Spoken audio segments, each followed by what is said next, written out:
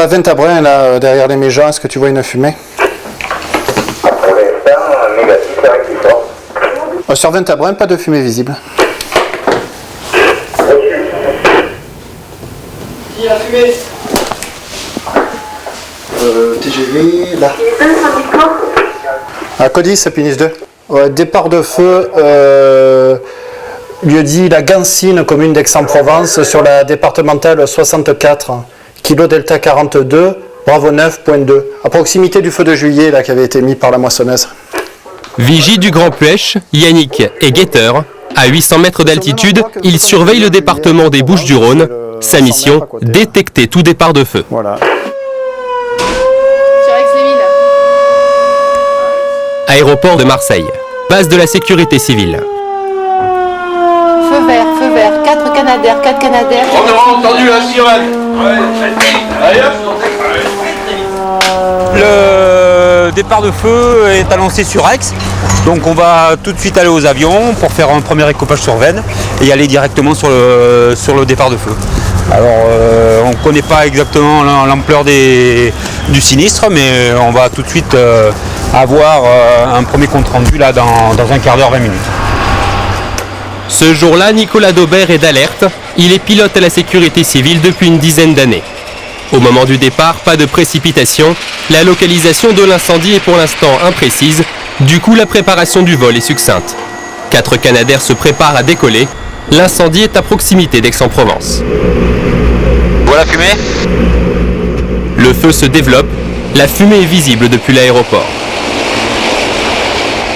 Nicolas est sur le point de devenir commandant de bord. Comme la plupart des pilotes, il a fait sa carrière durant 17 ans dans l'armée de l'air avant d'arriver sur cette base. Nicolas a effectué ses premiers pas comme copilote, puis il a dû faire ses armes durant 5 ans sur un autre bombardier d'eau, le Tracker. Aujourd'hui, c'est l'une des dernières missions où il est accompagné d'un instructeur. En moins de 10 minutes, il va devoir décoller avec 3 autres Canadair en s'intercalant dans le trafic de l'aéroport de Marseille.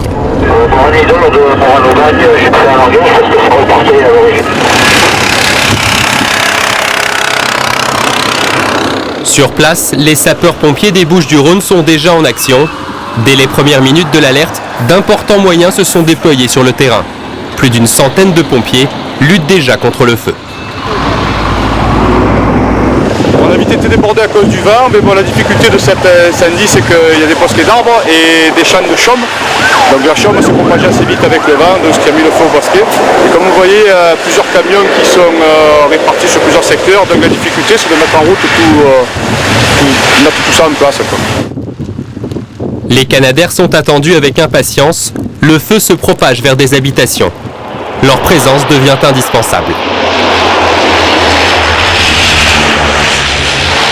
Direction l'étang de Berre, c'est l'endroit idéal pour remplir l'appareil.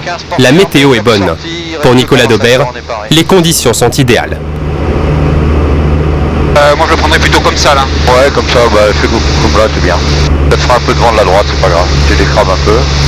L'avion se pose avec délicatesse. En moins d'une douzaine de secondes, il va ingérer 6000 litres d'eau. Le remplissage s'effectue toujours au plus près de l'incendie. Les paramètres sont corrects, tout va bien. Ça passe. Voilà pour la théorie. En pratique, l'affaire se complique un peu. Pour l'un des coéquipiers, la partie est délicate. Une planche à voile coupe son axe d'écopage. Elle force le pilote à remettre les gaz pour l'éviter. À l'abérissage, celui-ci rebondit violemment. Sur place, le feu devient violent. Le vent attise les flammes. Nicolas est en 3e position dans l'escadrille. Allez, on est armé, les volets 15. Je garde de l'angle. Hein. Oui, tu restes comme ça. On est les volets 15, on est armé. Ouais, on est pareil. Allez, on surveille voir s'il n'y a pas de monde. Pélican leader, donc pour les 4 CL415, autorisation de largage, je confirme. Un chef de feu dirige les efforts combinés des moyens aériens et des moyens au sol. Allez, ça chauffe là. Ok, reste angulaire, reste angulaire. Il y a trop de fumée là. Vas-y, ouvre encore à gauche. On va se faire chier. Ne te rapproche pas de l'autre. Voilà, ouvre bien encore, ouvre encore. Voilà, comme ça. Voilà. Ça nous fera raccourcir un peu, là. Et à peu près, là, par rapport au deuxième. Putain, il a largué sur le dessus. Faut venir un peu dessous. Moment toujours délicat, lorsque le Canadair traverse le panache de fumée, la visibilité devient nulle. L'objectif de Nicolas, garder ses distances de sécurité avec ses coéquipiers. Bon, c'est bon. Et un petit peu près, hein. Voilà. Faut être à la double, au double de ça. D'accord, l'hélico en sortie devant. Elle va laisser rentrer. La tactique des Canadair pour combattre un feu est de l'attaquer par un côté afin de réduire son champ d'action et d'éviter sa propagation. Larguer en plein milieu d'un incendie au milieu des flammes ne ferait qu'évaporer une grosse quantité d'eau. Le plan d'eau, est-ce qu'ils ont dégagé les planches à voile ou pas? Ah, on est face au vent maintenant. Dernière vérification par l'instructeur. Après une dizaine d'années d'apprentissage, Nicolas sera bientôt seul maître à bord. T'as rempli.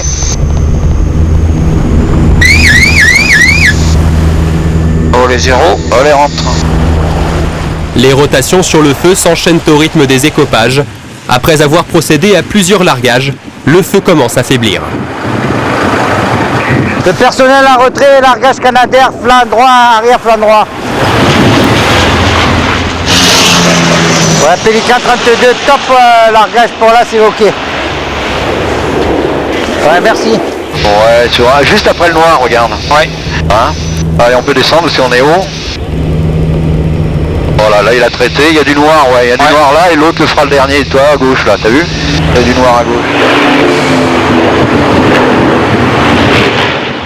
Les largages se font à une trentaine de mètres du sol, mais voler si bas, même si les pilotes ne le reconnaissent qu'à demi-mot, est très risqué. En quelques secondes, l'avion perd 6 tonnes d'eau, il est littéralement aspiré vers le haut. La manœuvre est délicate, le pilote doit éviter que son appareil se cabre. Voilà.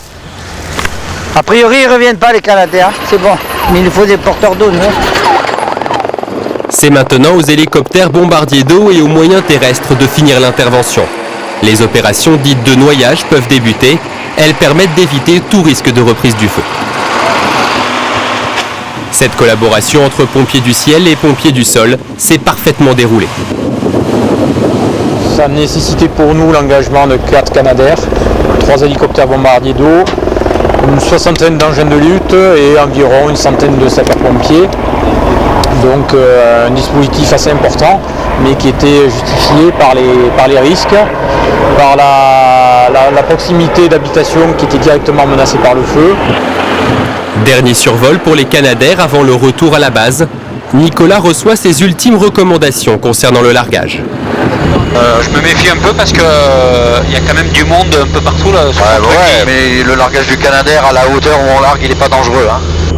Bon, faut faire attention bien sûr, pas trop descendre quand il y a du monde, mais si tu le fais à la bonne hauteur, à 150 pieds, c'est bon. Et là, on était bien, je te fais descendre, mais tu es quand même à 150 pieds, hein, les arcs sont hauts. Hein.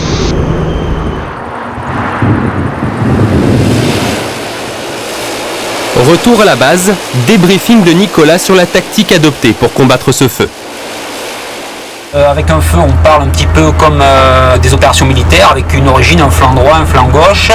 Et là, tous les avions ont travaillé sur le flanc droit, de telle manière à pouvoir libérer l'action des pompiers qui, eux, travaillaient sur le flanc gauche. Malheureusement, sur les plans d'eau, de plus en plus, on trouve des planches à voile, des kitesurf, des jet skis qui ne respectent pas forcément notre axe d'écopage. Et ça nous amène des fois à remettre les gaz, comme on dit, et à se représenter. D'où une perte de temps qui peut être préjudiciable si on compte que toutes les secondes comptent sur un feu. Après 10 ans de lutte contre les incendies, chaque feu représente toujours un défi pour ces pilotes. Cet ensemble amène un petit peu d'adrénaline, oui, dans l'excitation d'aller au feu. Ultime récompense pour Nicolas après des années d'apprentissage, la maîtrise totale de son oiseau jaune. Durant la saison des feux de forêt, les équipages sont d'alerte du lever au coucher du soleil. Quand ils sont appelés à intervenir sur de gros incendies, il est fréquent qu'ils rentrent de nuit à la base. C'est alors aux mécaniciens de prendre la relève. Tous les avions qui ont volé doivent passer à l'inspection et au lavage pour être prêts à décoller le lendemain matin à la moindre alerte. Ici, il n'y a pas de place à l'imprévu. Les moyens aériens de la sécurité civile comptent 24 bombardiers d'eau, dont 12 Canadair et 9 trackers. 88 pilotes et copilotes se relaient au rythme des tours de garde. Moment de détente au mess. À tout moment, l'alarme peut retentir dans les locaux. En moins de 20 minutes, les avions doivent décoller. André Billot est chef pilote. Entre la formation des nouveaux et les tours d'astreinte, l'été, les plannings sont serrés. Il n'est pas avec Durand, il tourne avec qui? Là, il était avec Roland. J'ai été pilote de chasse dans l'aéronaval de 65 à 1980. Et puis après, je suis venu à la sécurité civile en 1981. Je n'étais pas parti pour ça, je suis venu voir des copains à moi qui étaient pilotes de Canadair en passant. J'avais choisi de faire un autre métier. Et puis, quand j'ai vu les avions, je me suis dit pourquoi pas faire ce métier. Et puis voilà, ça fait 27 ans que j'y suis. Bon, nous voilà dans un Canadair. Alors vous voyez, c'est assez vide comme avion, puisque c'est un avion pour travailler. Là, vous avez les réservoirs d'eau, une capacité de 13 500 livres, c'est-à-dire un peu plus de 6 200 litres d'eau, répartis également de chaque côté. Ensuite, une partie qui est réservée aux équipages, où les affaires de vol sont un peu entreposées, puisqu'on est d'alerte pour le moment. Et puis on arrive vers la cabine de pilotage. Cabine de pilotage, où vous avez, l'équipage est constitué de 2 pilotes, un commandant de bord, un copilote. Alors vous pouvez voir qu'il y a ça fait comme une coque de bateau, bien évidemment, puisqu'on se pose sur l'eau pour écoper de l'eau. On peut même s'arrêter d'ailleurs. Et puis ce que vous voyez là, on appelle ça des moustaches, c'est pour éviter les projections d'eau sur les hélices quand on est dans l'eau, si on met le nez un peu bas dans l'eau. Voilà. Bon, la coque de bateau se continue jusqu'aux trappes de largage qu'on peut voir. Il y a 4 trappes de largage, 2 de chaque côté. On voit que ce ne sont pas des trappes énormes. Hein. Pour prendre de l'eau, on se sert d'écopes. Il y en a une de chaque côté, c'est pas très très grand.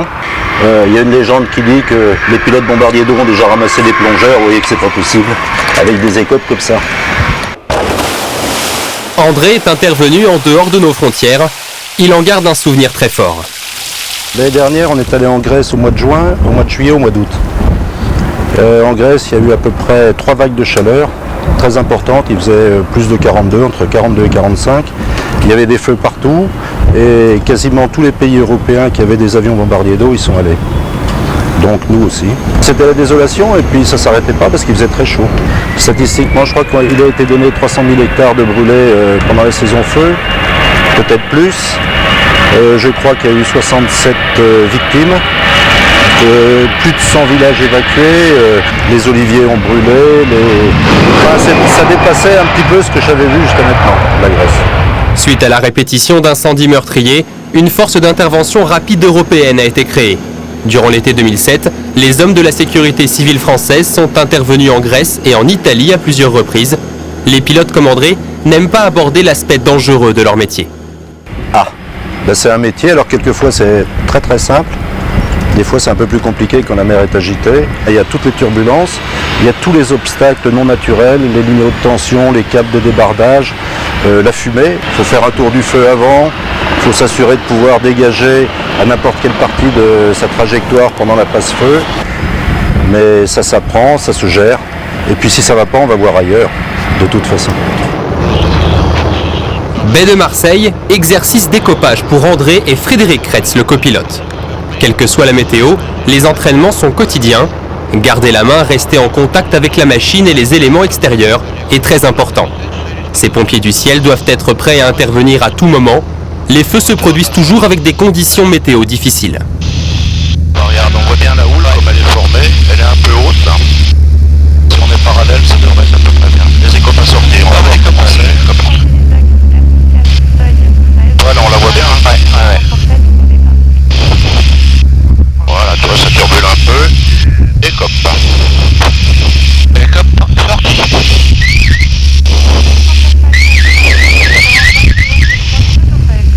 Tu vois, c'est pas si ça inverserait. Alors là, il y a de la houle croisée. Là, tu vois les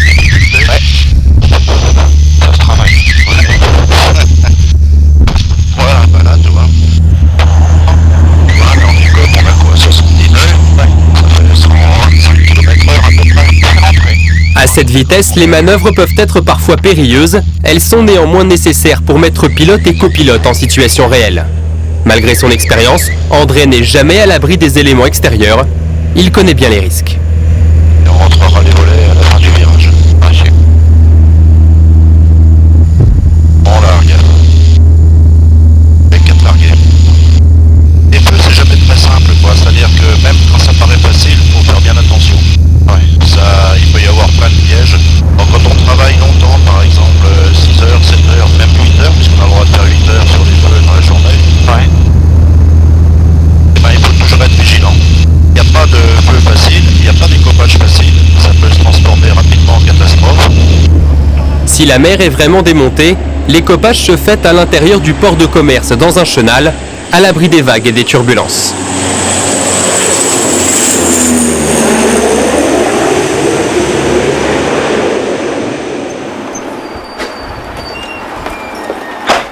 Jean-Marc Matteo est une jeune recrue. Depuis quelques mois, il a intégré la sécurité civile pour devenir pilote de bombardier d'eau. Aujourd'hui, séance de formation avec Bruno Guillot, instructeur et chef pilote sur Tracker. Comme tous les pilotes de la base, Jean-Marc a fait ses débuts dans l'armée. Bon, allez, bon vol, à tout à l'heure. Allez, tout à l'heure. Ciao. Alors dans l'armée de l'air, j'ai commencé par l'école de chasse à Tours. Ensuite, j'ai été affecté à Reims sur Mirage F1C, défense aérienne. Ensuite, j'étais instructeur sur Fouga Magistère à l'école de l'air à Saint-Provence. Après 14 ans au sein de l'armée, Jean-Marc décide d'intégrer la patrouille de France. Durant 4 années, il officie au sein de l'escadrille et réalise les plus belles acrobaties aériennes. Et sur la patrouille de France, j'ai demandé à retourner en unité opérationnelle sur Mirage 2000 sur la base d'Orange. Et donc à l'issue de cette affectation sur la base d'Orange, j'ai regagné la sécurité civile sur Tracker. Des terrains en conflit, on a participé comme tous les pilotes à des opérations, que ce soit au Tchad ou en Irak. Je dirais que c'est le lot quotidien de tous les pilotes de chasse. Le recrutement est très sélectif. Il s'effectue essentiellement chez les pilotes de chasse de l'armée de l'air ou de l'aéronavale. Là en fait on fait le tour de l'avion, bien que les mécanos aient participé à la remise en œuvre de l'appareil, on va vérifier que toute l'intégrité technique de l'appareil est là et qu'il n'y a pas de problème au niveau de corps étrangers qui peuvent obstruer les entrées d'air des turbines. C'est un souci au niveau des pneumatiques, au niveau des pressions, au niveau de tout ce qui peut être trappe, etc. Donc tout ce qui n'est pas normal peut être signalé. Une expérience minimale de 3000 heures de vol est exigée lors du recrutement. Pilotes aguerris mais aussi fiables, consciencieux et motivés. C'est le prolongement peut-être naturel d'un métier de pilote de chasse, avec le plaisir du pilotage et d'effectuer une mission de guerre, entre guillemets, qui est la lutte contre les feux de forêt, avec justement ce pilotage sur un avion qui est un avion quand même d'une ancienne génération, qui demande vraiment du pilotage à l'ancienne. Moins connus mais tout aussi efficaces, les trackers qui effectuent à l'inverse des Canadair leur plein au sol disposent d'une capacité de 3300 litres. Équipés de retardants, ils effectuent des missions de surveillance et de première intervention. On redécouvre notre métier qui est complètement différent.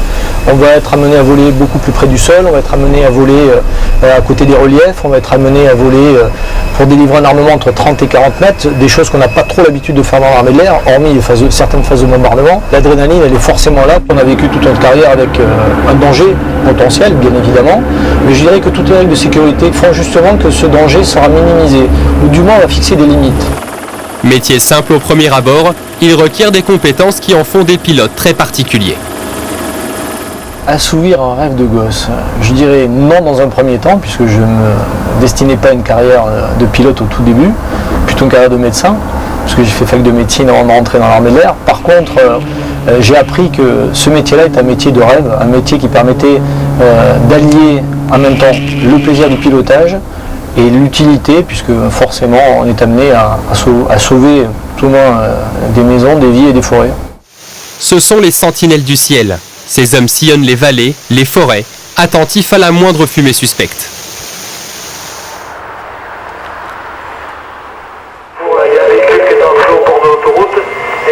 Centre opérationnel de Valabre, c'est ici qu'arrivent les demandes d'intervention pour les bombardiers d'eau. Depuis quelques années, la France innove. L'idée, plutôt que d'attendre le départ d'un feu, c'est d'anticiper en fonction des risques météo et de faire survoler les zones menacées par des avions chargés de retardants. Marc Croiser est chargé de sa mise en place. Un petit peu en sécheresse.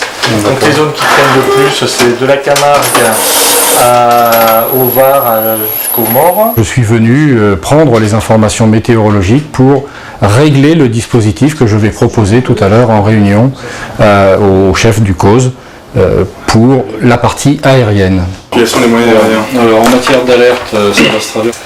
Grâce à ces informations, les menaces sont étudiées et les moyens de surveillance peuvent être anticipés sur les zones à risque. Il y a un réel accroissement des risques demain sur l'intérieur de PACA et sur la Corse qui en effet mérite toute notre attention par rapport à une journée comme aujourd'hui qui était en deçà en effet au niveau des risques météorologiques. Plusieurs avions chargés de retardants patrouilleront sur les zones déterminées à l'affût du moindre départ de feu. Mais parfois le retardant ne suffit pas. Sur les 2000 incendies recensés en moyenne chaque été dans le sud de la France, 410 sont attaqués par des moyens aériens. Certains incendies demandent une intervention massive lorsque les risques de propagation sont les plus grands. Allez, Pélican se représente. Tu me donnes l'autorisation de largage, s'il te plaît?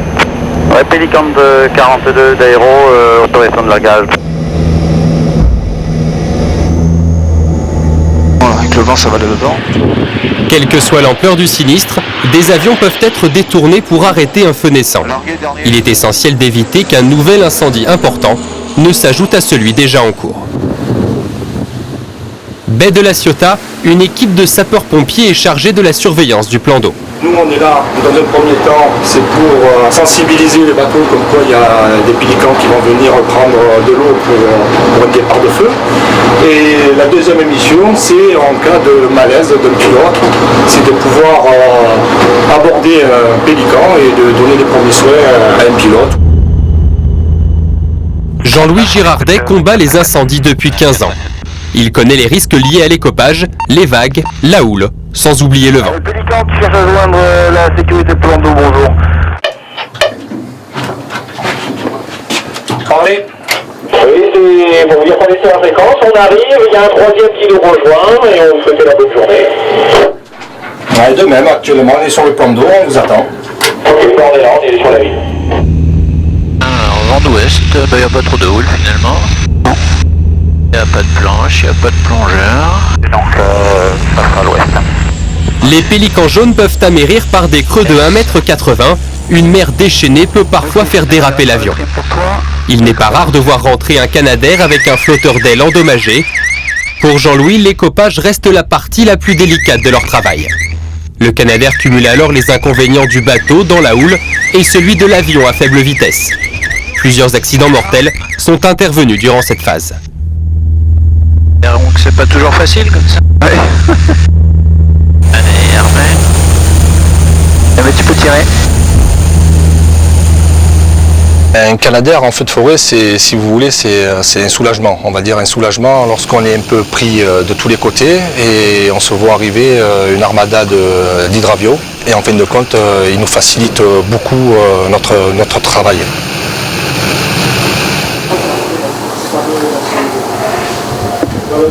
Du haut de sa vigie, Yann est aux premières loges pour détecter les incendies, mais aussi pour observer le balai aérien des Canadair lors des interventions sur feu. Au début, ce qui surprend, c'est d'être, notamment quand il y a des incendies autour du Grand Puech, c'est d'être au-dessus des Canadair. Donc on est au-dessus, on voit leur travail vu du dessus, quoi. Donc c'est assez impressionnant. Surtout quand il y a beaucoup de vent, parce que c'est quand même, ils doivent lutter contre le feu, mais ils luttent aussi contre le vent, quoi. Donc on voit que c'est des appareils qui sont quand même difficiles à piloter et que leur travail, il faut beaucoup de courage et aussi beaucoup de technique, quoi. Pélican 31 d'Aérovelo, bonjour. Après la terrible année 2003, la superficie détruite par le feu a été divisée par 10 ces dernières années. L'efficacité du dispositif dépend en grande partie de la détection précoce des incendies. Pour les bombardiers d'eau, une nouvelle stratégie a été mise en place, c'est l'attaque des feux naissants. En continuité du premier Pélican, de manière à mettre après en place les moyens terrestres. Pour l'instant, il n'y a personne d'engagé, vous avez autorisation de largage. Ça a commencé là-bas, moi j'ai ouvert les volets et il y avait des énormes flammes, donc j'ai appelé les pompiers tout de suite, mais ils étaient déjà avertis. Je pense que c'est des broussailles qui ont pris feu. Mais là, ça fait déjà la troisième fois que ça brûle là. Bon, les voisins, ils ont chaud. Aujourd'hui, la stratégie d'attaque des feux naissants a fait ses preuves. Sans l'intervention des bombardiers d'eau, cet habitant n'aurait peut-être plus de maison. On était en train de prendre l'apéro pour tout vous dire, on allait manger. D'un coup, on s'est senti environné de fumée, un peu isolé, en bout de colline comme ça. Et donc, on a pensé à la maison, quoi, et que ça a réussi de cramer. Hein. Comme vous voyez, la maison est là, elle est à quelques mètres. Quoi. On se méfie chaque année, dès qu'il y a du Mistral, on sait que malheureusement, on prend des risques quand on habite dans une pinède. Hein. Chaque été, les bombardiers d'eau évoluent dans le ciel pour notre sécurité. Mais ce métier reste dangereux. Depuis la création de l'unité en 1963, 33 pilotes et copilotes y ont laissé leur vie. Leur expérience n'a pas toujours pu les sauver. Écoute, on libère ton chantier, on rentre sur Marseille. Pélican 42, merci beaucoup encore pour cette passe supplémentaire. Bon retour et une prochaine. Reçu, merci.